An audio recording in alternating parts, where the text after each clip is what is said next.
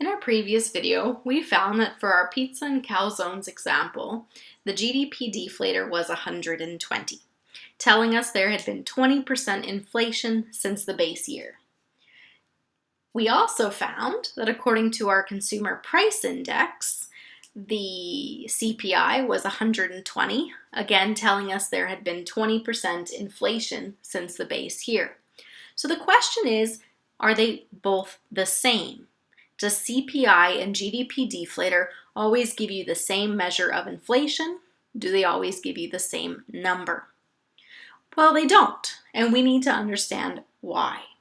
Because when we see what CPI and the GDP deflator are telling us about inflation, it also helps us to figure out where inflation is coming from. So let's look at the difference between the GDP deflator and CPI. So we know that the GDP deflator, right, if we write out the formula, the GDP deflator is nominal GDP divided by real GDP times 100. So the GDP deflator is calculated based on GDP. Well, according to the expenditure approach to GDP, who does the spending? Who's buying these goods and services that make up GDP? Well, according to the expenditure approach, GDP is equal to C plus I plus G plus X minus IM. So when we look at what is included in the GDP deflator, you'll notice that it includes investment spending and government spending. Well, what is it that businesses and the government buy? They buy capital goods, machines, tools. So the GDP deflator looks at not only spending by households and the goods that they buy, but it also looks at spending by businesses and government, so it includes in it those capital goods.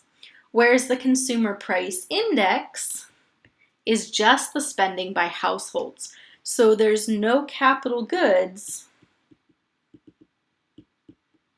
in CPI. So as we compare CPI and the GDP deflator, we can see the impact of inflation on household goods versus capital goods. Now, the GDP deflator comes from that C plus I plus G plus X minus IM. So we subtract out the imports to calculate the size of the economy, because imports, remember, are where we buy goods from other countries. So our GDP is the total value of goods that we make, not other countries make. So we want to take out the goods that we're buying from other countries. So the GDP deflator does not include imports. The consumer price index, though, does include imports. And that's because when you and I go to the grocery store, not all the food we're buying was made in Canada, right? We can't get apples in the winter. So our fruits, our vegetables that are coming in fresh in January, they're imports. They didn't come from here, but it impacts the household, right? We are spending more on food, and that, if those prices are going up, that's inflation. So the household is impacted by those prices of foreign goods, and it's reflected in the CPI. So CPI will actually measure some foreign inflation that's impacting our economy. The GDP deflator does not include imports, and so doesn't have those foreign prices. The other difference that we see between the two is that the consumer price index is the same bundle of goods year after year. In fact, it takes quite a while for that bundle of goods to be changed. It's not updated every year. So the Blu-ray player, the iPad, they didn't get added until 2009. That's almost a decade after they first came out. So it doesn't adjust over time because we want to be able to compare that same bundle of goods from year to year. Whereas the GDP deflator is based on what goods and services we're buying in that year.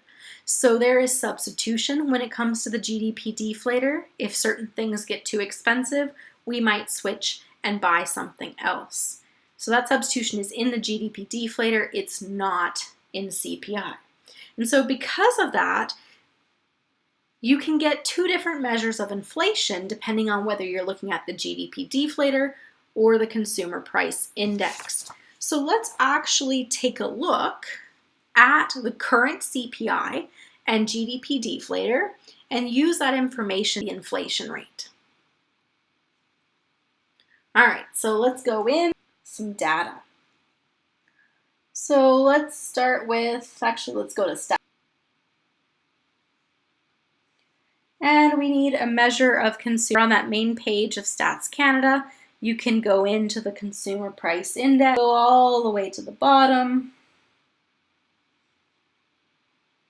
We can get, and you can actually see it broken down based on different types of things that households buy, food, transportation, etc. All right, so let's pull a couple numbers here. 2019, which had a CPI of 136.8. August 2018, which had a CPI of 134.2. And you can look at food and shelter in the breakdown for that, but we'll look at all. And let's just pull back our information here. So once CPI or GDP deflator, we can calculate the inflation rate by looking at the change in the price index or GDP deflator divided by the price index for the previous. In other words, to calculate the inflation rate, your formula is simply new divided by old times 100. And according to Stats Canada, what 2019 CPI was 136.8. 2018, it was 134.2. So August 2018, 134.2, 136.8. Okay, so if our formula is new divided by old times 100, we take our new 6.8, we subtract our old 134.2, and divide by 134.2.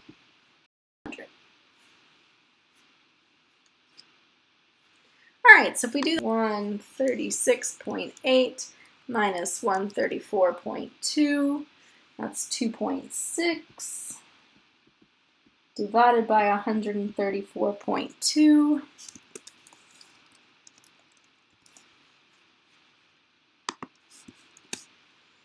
And we multiply the whole thing times 100.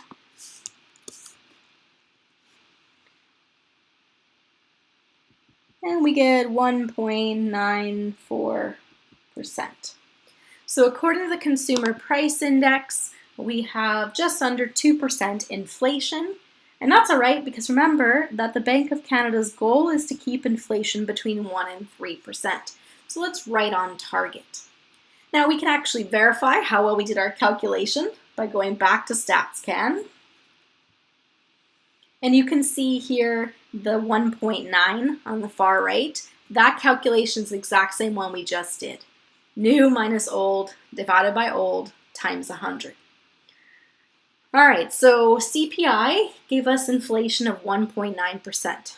Cost of living for households has gone up just under 2% from August to August. Well, what about the GDP deflator for that same time period? All right, well, let's go and find a GDP deflator. One place you can find the GDP deflator is from Trading Economics. So we need to go and find Canada.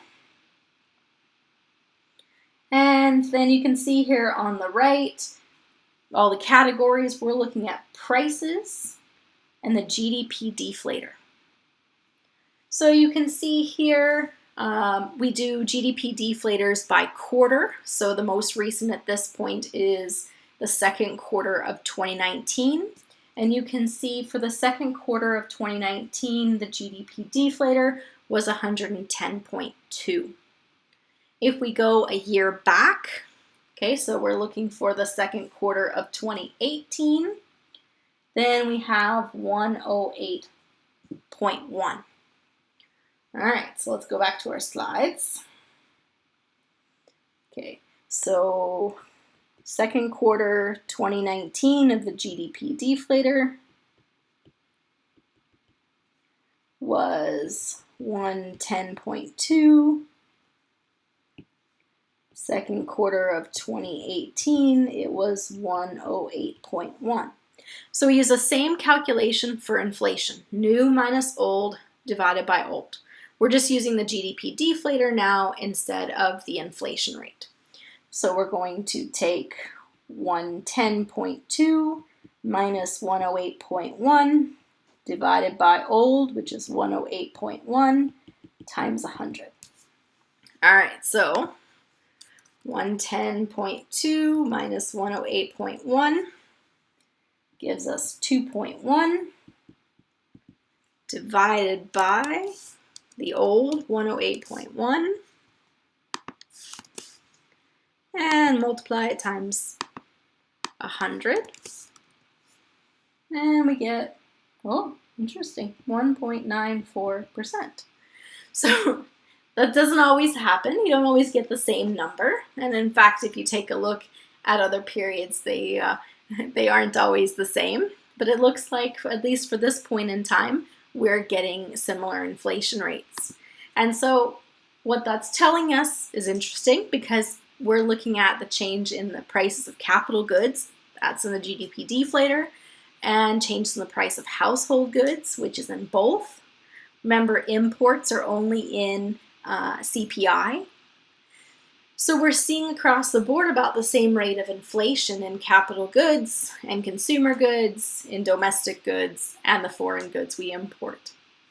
But it's quite possible that we would see different numbers, and in fact, in the 10 years I've been doing this, it's almost always different numbers.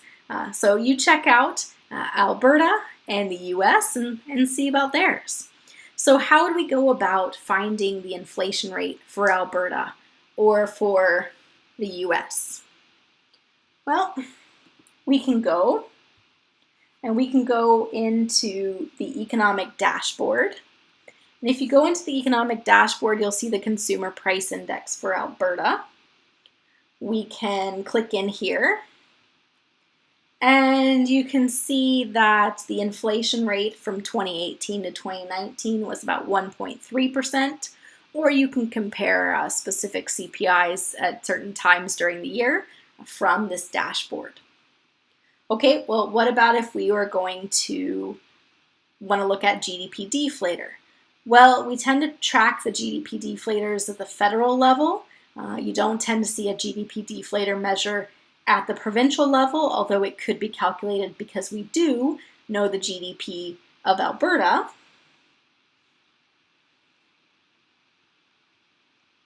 Right? We know the GDP of Alberta, and we can actually look at it in nominal terms.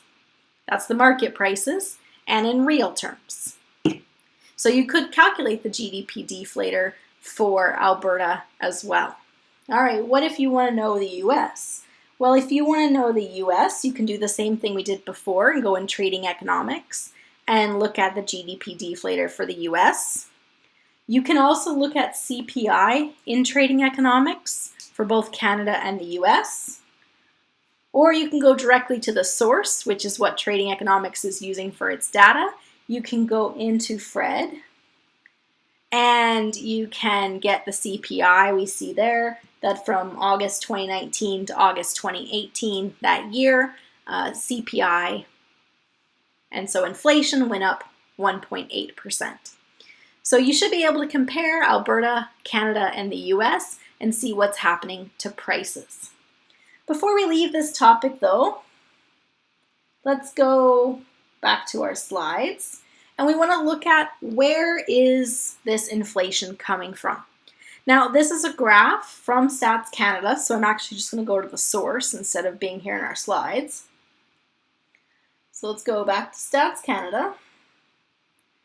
And if we are on that section where we're just off the main page, we click into CPI.